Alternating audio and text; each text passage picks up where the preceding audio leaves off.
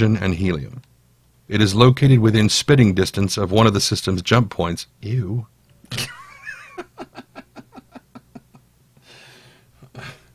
These are normally comments that I keep inside my head. Consisting of hydrogen and helium. It is located within spitting distance of one of the system's jump points. Ew. It is located within spitting distance.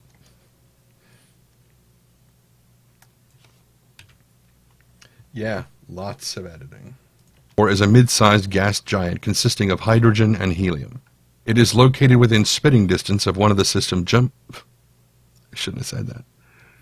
It is located... It's okay though, we're almost done. It is located within spitting distance of one of the system's jump points and is an occasional stopover for ship... Wait. It is located within spitting distance of one of the system's jump points and... Breath.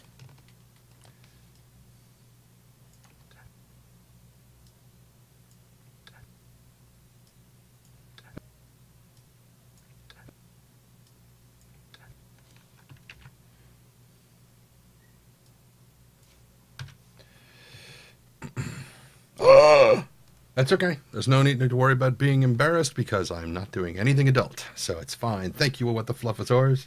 Thank you very, very much.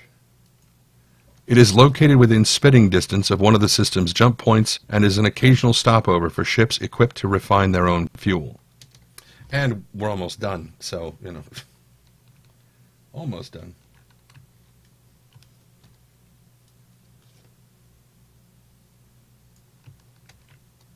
Equipped to refine their own fuel. Such stopovers are few and far between, though. It is rare that anyone would have survived equipped to refine their own fuel. Such stopovers are few and far between, though. It is... I think there's a breath sound right there.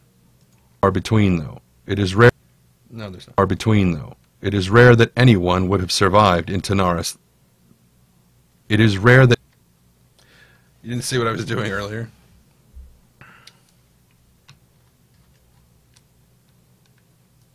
Well, I am putting the final touches on editing the Galactic Guide entry for the Tanaris system. Such stopovers are few and far between, though. It is rare that anyone would have survived in the Tanaris system without adequate fuel in the first place. Breath sound. Without adequate fuel in the first place. And beyond this, it is entirely unremarkable. Tanaris system without adequate fuel in the first place. And beyond this, it is entirely unremarkable. No orbiting station has ever been established. This finishes the editing of this track, which means we can now compress it. Not echo. Don't want to echo it. Compress it. Thank you. And it goes boom! It gets really freaking loud. And then we put the delay effect on it. And it goes even louder. And then we take it back through. And we normalize to -3 and it goes. And so now of rock strikes. Tanaris 3 and the asteroid belt. Tanaris 3 is a smoggy, stormy world located at the edge of the system's habitable zone. Okay, so that puts the last of the stuff on there. So now what we do is, remember way back at the beginning when we had the outro track, which is this one that's been muted way up here. We take this one, we bring it all the way down to the bottom, we unmute it, and we tell this thing, hey, I want to align all of these tracks end to end. And it lines them all up. So now, the whole thing, all in one piece, sounds like this. 6 minutes, 15 seconds, we're done. Welcome to the UEE Central Library Database. Galactic Guide selected. File entry. The Tanaris System. Bethor. The rocky heart of the frontier. Tanaris is best known as one of the systems of Keller's Run, and it allows transport crews a way to avoid transit through the pirate warrens of the Nexus system. It's a questionable bargain, though. Tanaris is free of all the most brazen pirates for a good reason. A pair of extremely dense asteroid belts that must be traversed to travel from one jump point to another. The asteroids and lunar debris fields of the Tanaris system have proven an early graveyard for many pilots who did not have the skill to negotiate such hazards. Tanaris itself is an A-type main sequence star, blue-white in appearance. It was discovered in 2401 by the famed UNE survey ship Mythic Horizon. Sorry, let me answer something cool. This is for Star Citizen. This is the Galactic Guide entry for the Tanaris system, where part of Arena Commander, which WTFosaurus is a fucking god at. I'm just saying. He's just amazing. Amazing. So that's what this is for. Tanaris discovery was routine, done almost in passing.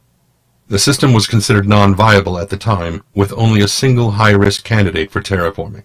Further, the star's location offered no visible strategic advantage at the time, and raw resources were rated low to middling. The system's initial exploration was the site of a minor tragedy. One of the Mythic Horizon survey boats was lost with all hands in a meteor strike.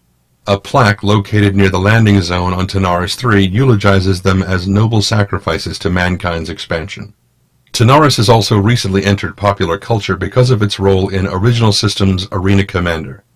The Broken Moon of Tanaris map is one of the two included in the massively popular simulator's public demo.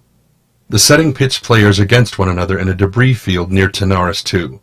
Hornet, Aurora, and 300i pilots dodge flying rocks and massive pulsating terraformers as they fight it out in an ultra-realistic battle royale. The choice of Tanaris in Arena Commander has even led to increased, and very dangerous, tourism of the system, as self-titled arena nuts travel from far and wide to have their holographs taken in front of the lunar remnants. Tanaris 1. The first planet of the Tanaris system is a typical sun-kissed inner dwarf, too hot for human settlement, totally lacking in atmosphere, and largely devoid of minerals or other interesting resources. The planetoid was the source of an unusual incident in the mid-25th century. A review of the initial survey data, radar scanning, interferometry, and long-range imaging, produced an image with what looked distinctly like a human face superimposed on the planet's northern polar region. The so-called face of Tanaris was a brief cultural craze on Earth and ultimately inspired a privately funded expedition to the world to confirm that the picture was simply a mountain range photographed from an unusual position. Conspiracy theorists continue to insist that the government is covering up evidence of an alien civilization living there, despite the ready proof that sentient species exist throughout the galaxy today. Tanaris 2 and the Asteroid Belt.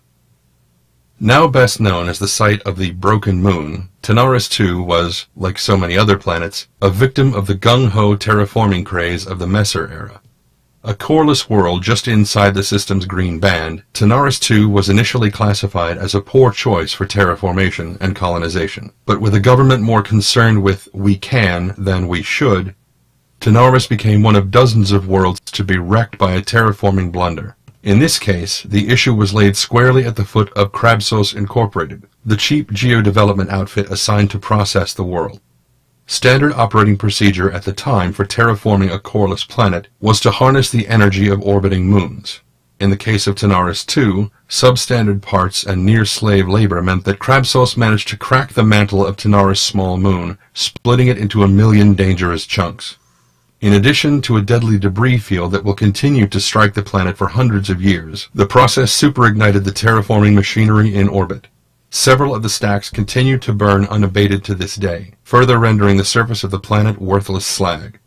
Beyond Tanaris 2 and its former moon is an extremely dense asteroid belt which must be traversed to pass the system. While it is a hazard to navigation, the first Tanaris belt is not particularly mineral-rich, and very few mining claims have ever been placed on it. The best of the best smugglers consider it to be a good place to hide, and the occasional top-level pirate will set up an ambush point in the belt. But even these types frequently find themselves the victim of rock strikes. Tanaris 3 and the Asteroid Belt. Tanaris 3 is a smoggy, stormy world located at the edge of the system's habitable zone. The planet's constant storms are the origin of the system's name, Tanaris, Celtic god of thunder. The planet lacks a human breathable atmosphere, but has nonetheless become the site of a human settlement. Bethor Research Station, established in 2436 to study weather control techniques, has organically expanded over the centuries to become a full-fledged settlement of Tavaran refugees and human expats. The initial corporate owners are long gone, and Bethor is now rumored to be in the control of a syndicate or other quasi-organization, although they keep their activities obscured from visitors. The second Tanaris belt is located past Tanaris III. It is similar to the inner belt, but less dense, with a number of safe approach vectors, to the point of making transit to Tanaris III slightly less dangerous than crossing the system. In 2930, the Bengal-class carrier Indomitable famously suffered extensive damage trying to pass through Second Tanaris in pursuit of a pirate Q-ship. Tanaris IV. Tanaris IV is a mid-sized gas giant consisting of hydrogen and helium. It is located within spitting distance of one of the system's jump points and is an occasional stopover for ships equipped to refine their own fuel. Such stopovers are few and far between, though. It is rare that anyone would have survived in the Tanara system without adequate fuel in the first place, and beyond this it is entirely unremarkable. No orbiting station has ever been established. End of entry. Thank you for visiting the UEE Central Library database. And that's how we make a galactic guide. So, I will save this project. I will export this project, which you guys can't see. I'm not going to export it into that thingy,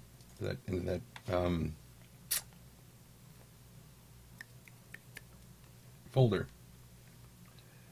Star Citizen Narrations, Galactic Guides, put it in there. Yes, put it in there.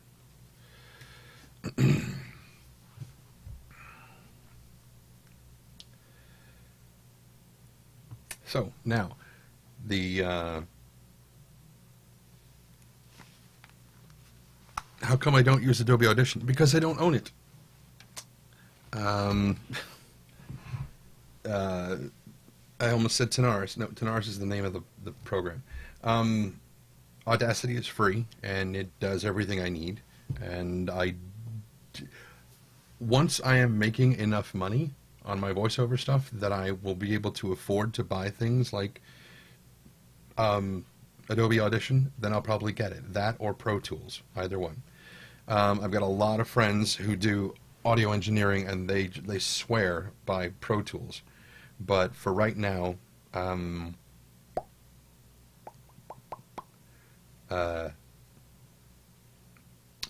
Audacity works just fine for what I need. So there's no reason to get anything else. If I was going to get something like Audition or Pro Tools, I would also want to have, before I do something like that, I'm probably going to build an actual booth, because like you probably can't hear the jet that's going by, but this will pick it up, and it's the fact that I don't have that much of the volume going through is blah blah blah blah. Anyway, so that's how we go through. At least that's how I make, you know, the Galactic Guide entries. This is the fourth of 8 of them that I have to do to catch up. By the time I finish the fourth, I'm going to try to do one every day. So for this will be the 4th day in a row that I've posted one to my forum thread on the RSI website. If you want to go back there, if you go to page 1 of the Galactic Guide, My Voice is My Art, that's the title of the thread. You go to page 1, it has all of them in a nice, neat little row. And I have the link to the actual article on the RSI website, and right below that is the link to my narration of that article. And it's got all of them nice and separated out. You can listen to any one of them that you want to. So what I'm going to do is, see, it was, I guess now 4 days ago. I've been, posting them once per day until I catch up. So this is number 4. I will have 4 more to do, and then I'll be all caught up, and by that point it'll be almost September, and there will probably be another issue of, I almost said Flashpoint. It's not Flashpoint, it's Jump Point magazine. And then I'll have 2 more to do. One for a company profile, one for a star system to read out. So yeah, I hope you guys found this at the very least educational, and at the most educational and entertaining. And thank you guys, by the way, for bringing in lots of extra people. It's nice to suddenly go from 20 to 220. It's time to shut this thing down and get ready to go over to Starcast, which is over on Geek Domo's channel, which will be coming up in about 20 minutes. So go potty, get yourself a drink, get a little snack, come back, go over to Geek Domo's channel, and hang out and watch us talk about some amazing shit, absolutely amazing stuff that happened at Gamescom this last weekend. Oh my god, oh my god. Alright, so I will talk to you guys later, and until next time, be careless.